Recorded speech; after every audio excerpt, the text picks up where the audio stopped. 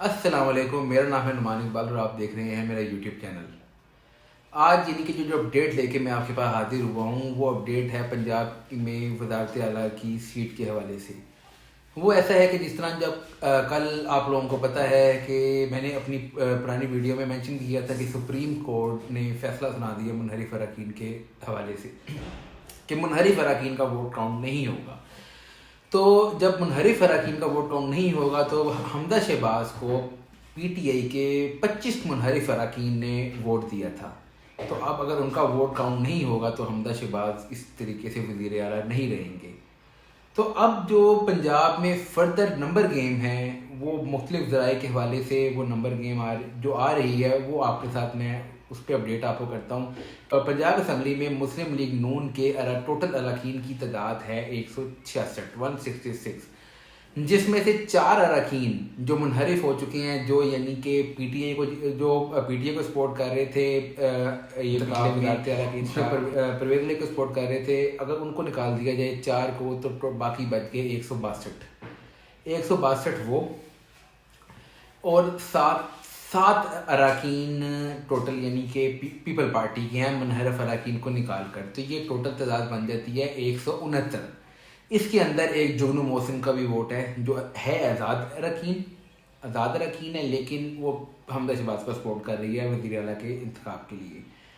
تو ٹوٹل یعنی کہ مسلم لیگ نون کی جو ووٹ بنتے ہیں وہ بنتے ہیں 169۔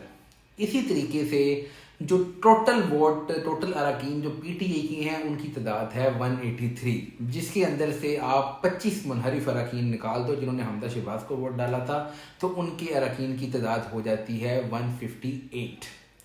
اور اگر ان کے اندر 10 اراکین ملا دیے جائیں پی ایم ایل کیو کے، تو وہ ٹوٹل اراکین کی تعداد ہو جاتی ہے 168۔ تو 169 پی ایم ایل این اور 168 پی ٹی آئی، تو یہ بالکل نیک ٹو نیک مقابلہ آ جاتا ہے۔ اس کے علاوہ ٹوٹل یعنی کہ جو پنجاب اسمبلی میں جو ٹوٹل آزاد اراکین ہیں ان کی تعداد ہے 4، جن میں سے ایک تو چودھری نثار ہیں، وہ تو ووٹ نہیں کاسٹ کریں گے، تو اس کا مطلب 3 اراکین رہ جاتے ہیں۔ ان 3 اراکین میں ایک احمد علی اولا صاحب، ایک قاسم لانگا صاحب اور ایک بلال وڑائی صاحب۔ تو یہ 3 اراکین کے ووٹ ان لوگوں نے جب حمدہ شہباز کا انتخاب ہوا تھا وزیر اعلیٰ کے لیے، تو ان تینوں نے ووٹ ڈالا تھا پاکستان مسلم لیگ نواز کو۔ تو اگر یہ 3 ووٹ بھی آپ مسلم لیگ نون کے ساتھ کاؤنٹ کریں تو ان کی ٹوٹل تعداد ہو جاتی ہے 172۔ اور اسی طریقے سے ایک جو ووٹ ہے وہ ہے رائے حق پارٹی کا، تو اگر وہ بھی ووٹ مسلم لیگ نون کے ساتھ کاؤنٹ ایڈ کر دیا جائے تو ان کی ٹوٹل تعداد ہو جاتی ہے 173 ہو جاتی ہے۔ تو 168 پی ٹی آئی اور 173 ہو گئی نون لیگ۔ اب پی ٹی آئی جو آگے ایک جواز پیش کر رہی ہے وہ یہ جواز پیش کر رہی ہے کہ اگر یعنی کہ الیکشن کمیشن کا فیصلہ آ جاتا ہے منحرف اراکین کے حوالے سے جو انہوں نے محفوظ کیا ہوا ہے، اور اگر وہ ان کو ڈی سیٹ کر دیتے ہیں، تو ان کے اندر 3 خواتین کی نشستیں ہیں اور 2 مائنورٹیز کی نشستیں ہیں، جس کا مطلب یہ ہے کہ جیسے ہی یعنی کہ ان کو ڈی سیٹ کیا جاتا ہے تو آٹومیٹکلی پی ٹی آئی کے اندر سے یعنی کہ 3 اراکین کی نشستیں جو خالی ہوں گی ان پہ یعنی کہ وہ فل ہو جائیں گی، یعنی کہ 3 خواتین سے، اور 2 جو مائنورٹیز کی ہوں گی وہ فل ہو جائیں گی۔ اس کا پروسیجر کچھ ایسے ہے کہ یعنی کہ جب آپ کے انتخاب ہوتے ہیں، اس کے بعد آپ کے الیکشن کے رزلٹ آتے ہیں، تو تمام پارٹیاں اپنی ایک بہت بڑی فہرست دیتی ہیں کہ جو یعنی کہ وومن سیٹ اور مائنورٹیز کے حوالے سے۔ تو اس کا مطلب کہ جو اگر پہلی والی ڈی سیٹ ہوں گی تو اس کا مطلب اگلے 11ویں 12ویں 13ویں نومبر میں جو بھی خواتین ہوں گی وہ آٹومیٹکلی ان سیٹس کو فل کر دیں گی، ٹھیک ہے۔ اس طریقے سے تو ان کے 5 اراکین واپس آ جائیں گے، تو 173 اور 173 یعنی کہ دونوں کے ووٹ بالکل نیک ٹو نیک مقابلہ آ جائے گا 173۔ اور اب جب یہ معاملہ آئے گا تو اس کے بعد ایک ووٹ چودھری نثار کا بہت زیادہ اہمیت کا حامل ہو جائے گا۔ اول تو انہوں نے کہا اس طریقے سے جو چودھری نثار علی خان کا ووٹ ہے وہ بہت اہمیت کا حامل ہے۔ چودھری نثار جس پلڑے میں اپنا وزن ڈالیں گے وہ پلڑا بھاری ہو جائے گا۔ تو اب یعنی کہ دیکھتے ہیں کہ چودھری نثار علی اپنی پرانی دوستی نبھائیں گے عمران خان صاحب کے ساتھ یا پھر اپنی پرانی وفاداری نون لیگ کے ساتھ نبھاتے ہیں یا آگے کیا ہوتا ہے. Let's see. دوسرا, آج گجرانوالہ میں ہمارے کپتان صاحب جلسہ کر رہے تھے, تو مجھے یہ ایک بات سمجھ میں نہیں آتی کہ خان صاحب جب جلسہ کر رہے ہوتے ہیں تو خان صاحب نے پی ہوتی ہے اس ٹائم یا کیا ہوتا ہے. خان صاحب گجرانوالہ کی عوام جو آئی ہوئی تھی اپنے جلسے میں لوگوں کی تعداد کو دیکھ کے کہتے ہیں کہ مجھے تو پتہ ہی نہیں تھا کہ گجرانوالہ میں اتنی عوام رہتی ہے. وہ خان صاحب کیا ہو گیا ہے؟ اگر یعنی کہ آپ پینے پلانے سے اور سوشل میڈیا سے باہر نکلیں تو آپ کو پتہ لگے کہ آپ جس ملک کے سربراہ تھے سر, وہ ملک کی آبادی 30 کروڑ ٹاپ چکی ہے ایک تخمینے کے مطابق. تو اس میں آپ کو کیا پتہ ہے کہ گجرانوالہ میں عوام ہی نہیں رہتی. ٹھیک ہے. دوسرا, ان کے عمران خان صاحب, مجھے ان کی سمجھ نہیں آتی کہ ان کی پارٹی, اور یہ بہت زیادہ ریسسٹ پارٹی ہے. ٹھیک ہے, ان کو اپنے خلاف کوئی بات سننا منظور ہی نہیں ہے. ابھی یعنی کہ میں تھوڑی دیر پہلے کاشی وباسی کا شو دیکھ رہا تھا, اس میں شبلی فراز صاحب بیٹھے ہوئے تھے. تو شبلی فراز صاحب, کاشی وباسی نے پوچھا کہ شبلی فراز صاحب نے بہت باتیں کہ یہ عوام نکلے گی باہر, پی ٹی اے کے لوگ باہر نہیں نکلیں گے, عوام باہر نکلے گی, عوام کا جمع کثیر باہر نکلے گا, یہ ہوگا فلاں ہوگا. ٹھیک ہے, ان کو بتا عوام ان سے نفرت کرتی ہے. تو کاشی وباسی نے کوشچن پوچھا, کاشی وباسی نے کہا کہ اگر یعنی کہ یہ الیکشن جیت جاتے ہیں تو پھر آپ تسلیم کریں گے؟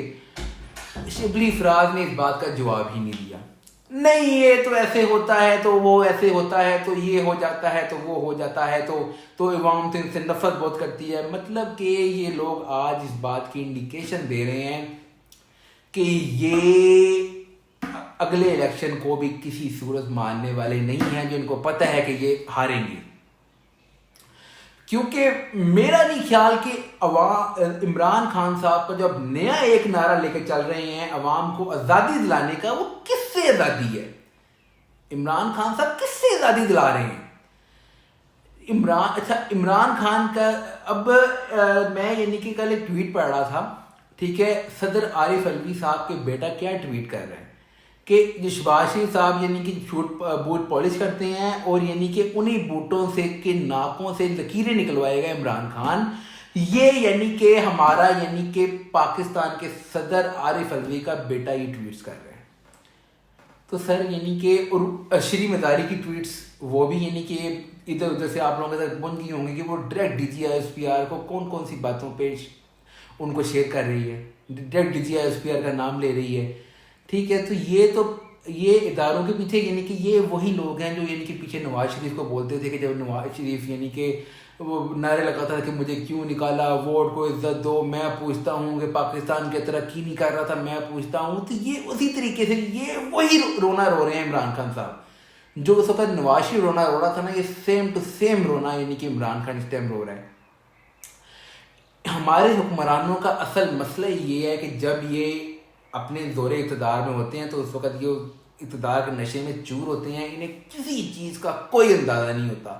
ٹھیک ہے, یہ اقتدار کے نشے میں چور عوام کو بھی بھولے ہوتے ہیں. کیونکہ دیکھیں نا, اس سے پہلے یعنی کہ عمران خان نے یہ بات کیا کہ میں کوئی انڈے ٹماٹر کا ریٹ پتہ کرنے نہیں آیا تھا, میں ایک عظیم قوم بنانے آیا تھا. تو یہ عظیم قوم, خان صاحب آپ نے کیسے عظیم قوم بنانا تھا پاکستان کو؟